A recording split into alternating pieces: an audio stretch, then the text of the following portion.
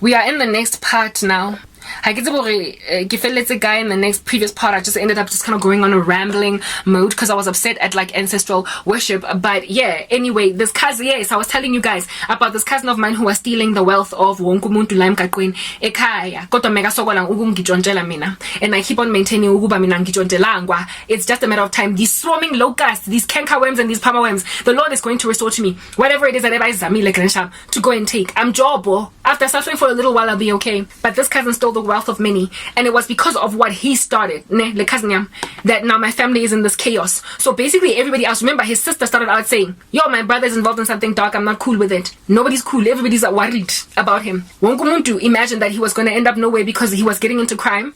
Next thing, he was all successful, and God showed me that dream of him stealing the wealth of others. Finally, the Lord then introduced me, Mina Escarabo, to South African ex-Sangomas and Satanists, right? Where before I had only gotten testimonies of Abantu Base, Nigeria, Ghana, etc. And I couldn't relate 100% because, I'm not from there. I met this woman online, or rather, let me say I met her testimony online by the name of Uposha Mohau. Like, couple of weeks ago, like literally I've been suffering for 20 years, might as well be 50. It's been 8 years, and I've had internet for long. Maybe the Lord only wanted me now at this stage to share this information, right? Not only did I meet with Uposha, but I also met with a channel called Home Cell on what you might call this, Home Cell on YouTube, and the banalong lasa sometimes about tumpa sele sako lesotho, and yeah, sang rava zamara sometimes I can carry on and on and on and on type setup thing. The testimony tsa baloi bale bako Home Cell. But former, it's a Christian channel. Home Cell is a Christian channel. So too is Portia Mohau's ministry, a Christian ministry. And so for me it was like, okay, Lana, I can listen, I can sit and listen, because it is not going to be biased or create some kind of a false witness about who Christ is, because it's not coming from a witch that's still practicing. It's somebody otswileng. And what happens when you are a child of God, you know what I mean, dealing with all this darkness type establishment thing. So I went into these witnesses, these testimonies, and I remember Pusha saying, like, listen, she's got a whole bunch of videos talking about different experiences, right? But one that sticks out to me in this particular point, she spoke about this one dude, that everybody was doing well, and they believed in ancestors and whatnot, and nobody had a reason to complain. But he wanted some tender 400 million, and he did not want to twala umamlambo or anything like that. He just wanted his ancestors work for him only and nobody else. So basically render everyone in the family useless, so that he's the only one otolang any business opportunities.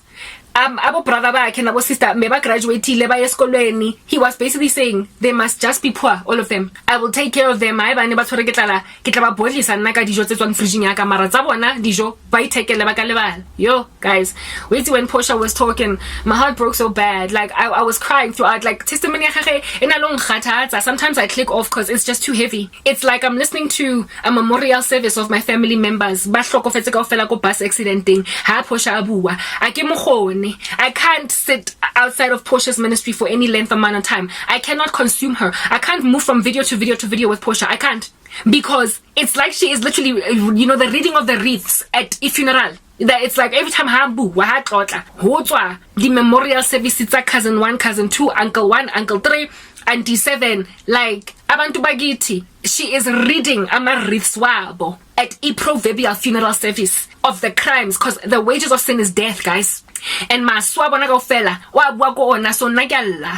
cry. And the dreams that God gave me, Holy Spirit, do you understand? That these people are doing. And when Portia speaks, it's like the death of my relatives, the thing that made them not family anymore, the thing di memory for whoever it is the days black man patile, the days like the cricket New Year's Eve, they literally took all those memories and rendered them worthless. every glorious experience I had with family growing up, Medea's family reunion type thing, that's how big my family is. They rendered everything useless, guys, because now they sowed discord among themselves. Destinies, using protection spells to prevent one family member from stealing from the other. And mina, I was left as indwelt by the Holy Spirit with the spiritual gifting of prophecy, where the Lord uyangibonisa izinto ezenzakalayo, and ngiyababona bonke bangijontshela, bajontshela uma, bajontshela i-cousin, bajontshela mme utswetsa auntie utswetsa mme, uncle utswetsa cousin utswetsa mangane. Wait, like I just watched like from a distance. Ingati I was watching. Hey guys, imagine being, I don't know if you guys have seen that movie, Final Destination, we are aeroplane bombang mid-air. Like, one kid has a premonition in an airplane, gets out, and is busy crying at the airport on time. This is the plate. I saw the flight bursting in the sky, and while they're busy trying to calm him down in the airport, there at a distance, the airplane explodes.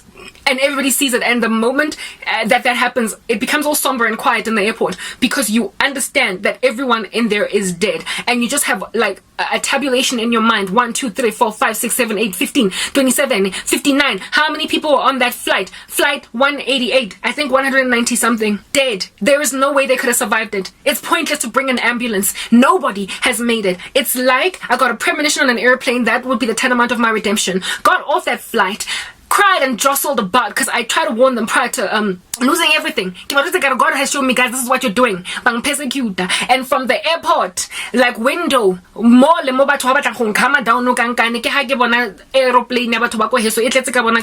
just exploding in midair. And I knew that 1, 2, 3, 4, 10, 50, like all 89 of them dead in one sitting, and there's no airplane that I can send their way. When Portia was giving her testimony on this one dude, or all of the myriads of stories that she tells, it's like she was reading the wreath. It was like now the funeral service of cousin 1, cousin 2, what they've done to each other and me.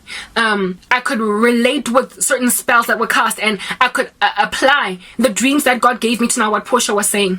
And this dude, Ona, Oilenko Portia, Alomokopa, hore alo rendera di family members tsa gagwe useless. Onkgopoditse cousin ena modimo mpontshitse years ago, before I even lost msebenzi wami, hore ke tse lebitso la gagwe keng, ke mo file voice ne o Jabangu, angazi whatever, cousin e Jabangu o tswa di destinies tsa cousin tsa batho ba heno kaofela.